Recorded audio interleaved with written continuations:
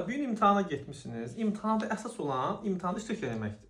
Yəni ən güclü olacağam, hamını ötəcəm, nə bilim mən səhv etməyəcəm.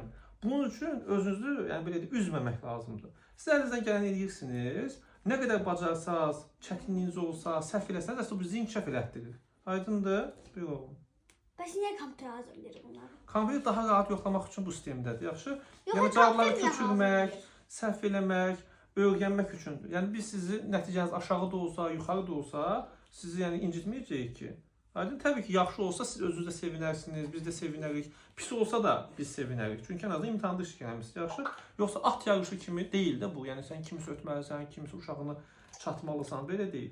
Sadəcə olaraq bu imtahanlar bizi inkişaf elətdirməlidir. Əlimizdən gələn daha yaxşı eləyib dərslərimizə çalışmalıyıq, özümüzü inkişaf elətdirmək oldu. Növbəti imtahana istəsəz iştirak edə bilərsiniz, eləməyə də bilərsiniz. Mən cavab kazandım.